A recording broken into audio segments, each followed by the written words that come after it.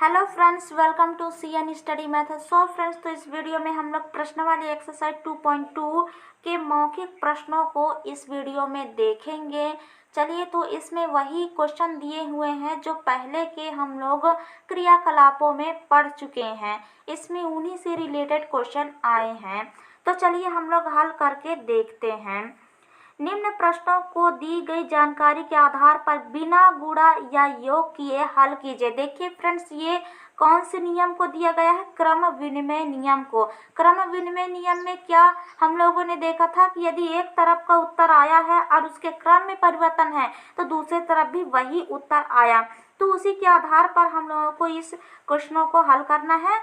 और आप लोगों को एक बात और बता दूंगी, क्रम विनिमय नियम हमेशा गुणा और जोड़ में ही काम करता है, जोड़ना और गुणा में ही काम करता है, बाकी भाग और घटाना में काम नहीं करता है। इसलिए ये देखिए गुणा और जोड़ ही है इसमें।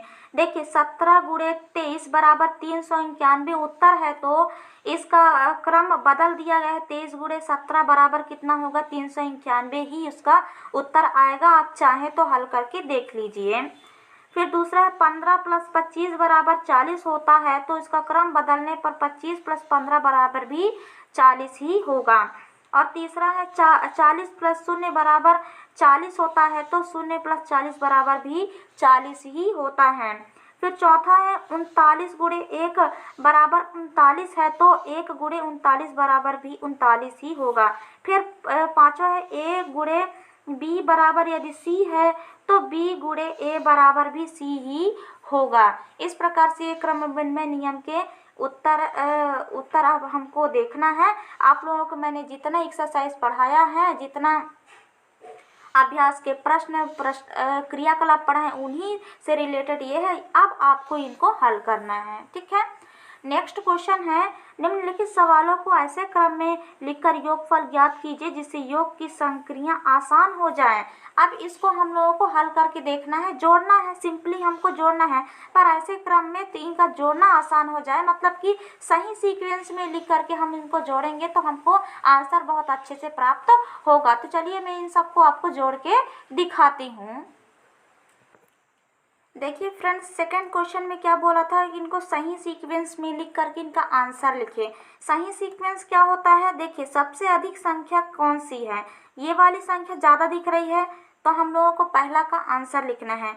हमको क्या करना है? 2 3 5 8 9, इस प्रकार सीक्वेंस बना। फिर उससे कम कौन सी दिख रही है? ये वाली दिख रही है, तो इसको कैसे लिखेंगे? 8 4, पीछे से हमेशा लिखते और जोड़ते हैं, इस प्रकार सीक्वेंस बना रहा है। फिर कौन सी दिख रही है? ये कितना है? 1 1 और ये 4।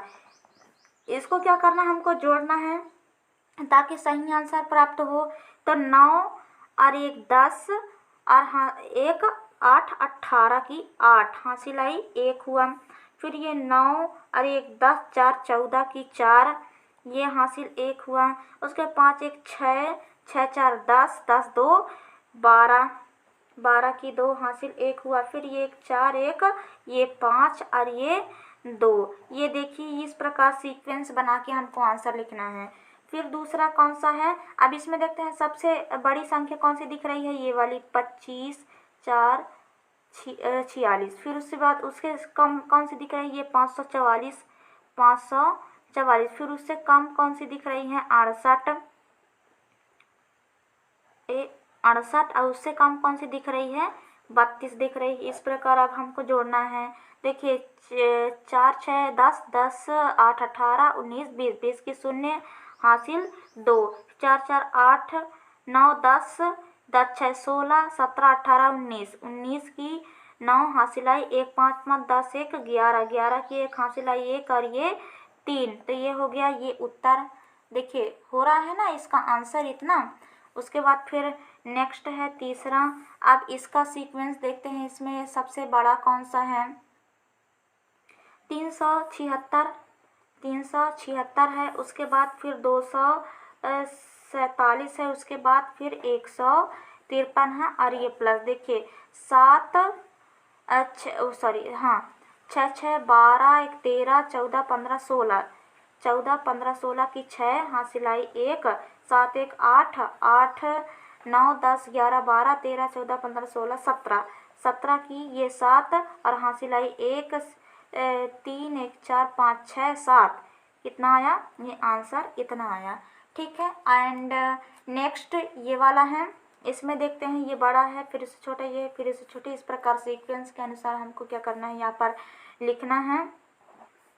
तो यहाँ 857, उसके बाद फिर छोटा कौन सा है 456, उसके बाद फिर 143 है।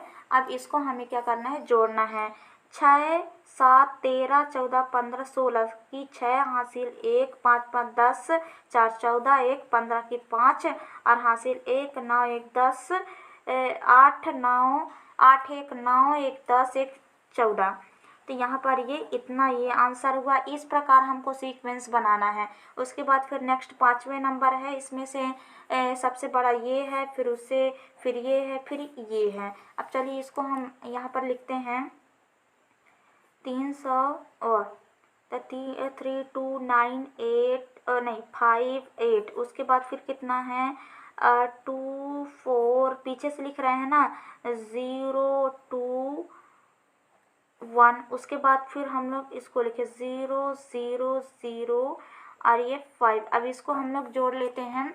तो 8 2 10 की शून्य हासिल आई 1 4 5 9 1 10 की शून्य हासिल आई 1 1 और 8 9 और 1 10 10 की शून्य हासिल आई 1 2 2 4 1 5 5 5 10 10 की शून्य हासिल आई 1 1 4 1, ये हो गया 5। तो देखिए सीक्वेंस के आधार पर हम लोग यहाँ पर उत्तर लेके आ गए। आई होप फ्रेंड्स आप लोगों को सीक्वेंस समझ में आ गया होगा कि कैसे सीक्वेंस रख के हमको जोड़ना है। हम जब हमारा जोड़ जब अगर दोहा टाइप का आता है तो हम लोग इसी प्रकार के नियम को यूज़ करके जोड़ते हैं।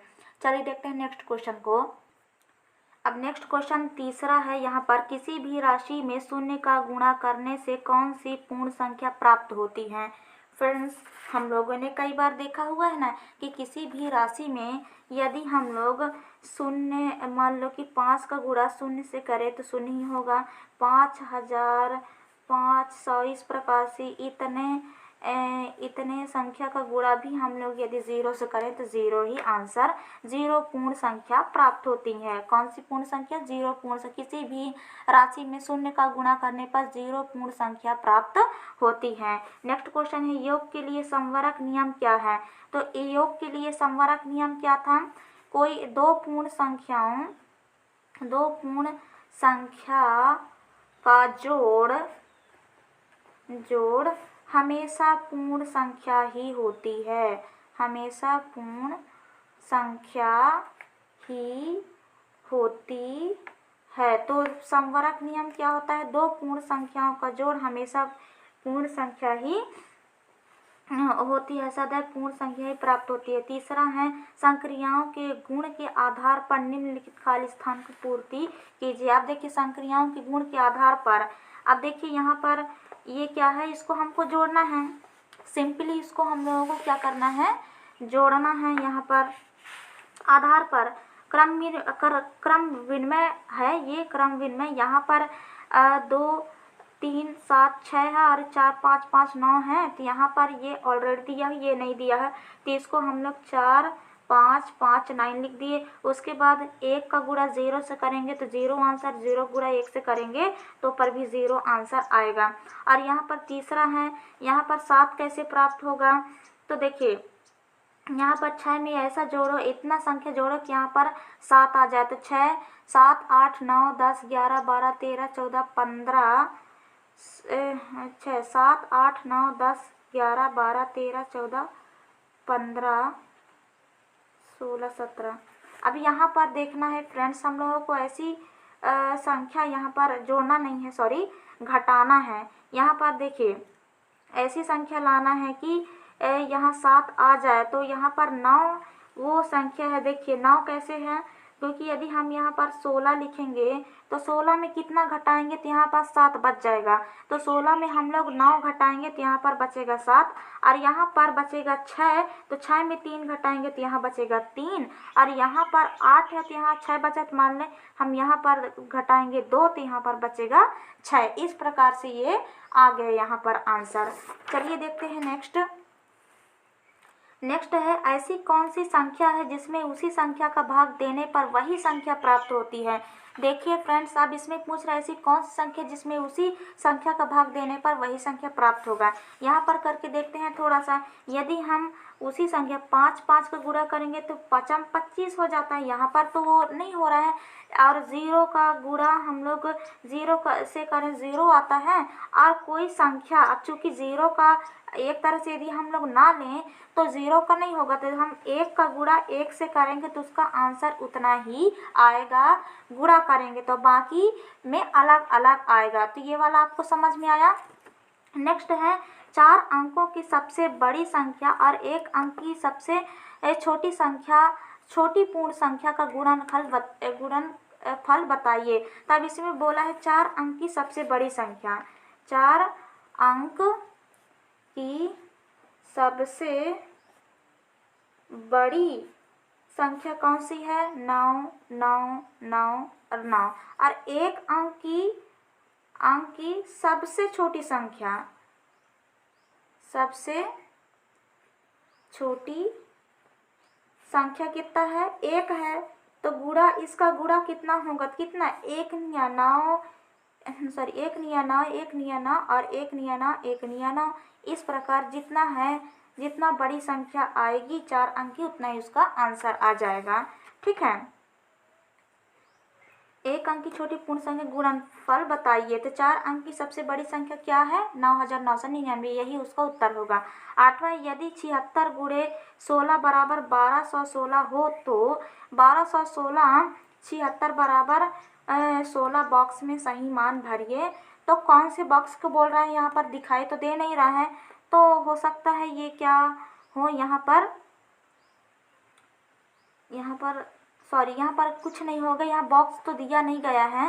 तो यदि 76 गुणे 16 बराबर 1216 है तो यहाँ पर 16 गुणे 76 बराबर भी 1216 आ जाएगा। इतना ये आंसर हुआ। आई होप फ्रेंड्स आप लोगों की ये मौखिक प्रश्न, ओरल क्वेश्चन का आंसर समझ में आया होगा। प्लीज़ वीडियो को लाइक कीजिए, शेयर कीजिए एंड सब्सक्राइब ज़रूर कीजिए। हम लोग नेक्स्ट वीडियो में लिखित प्रश्नों को हल करेंगे इसी प्रश्नावली 2.2 का।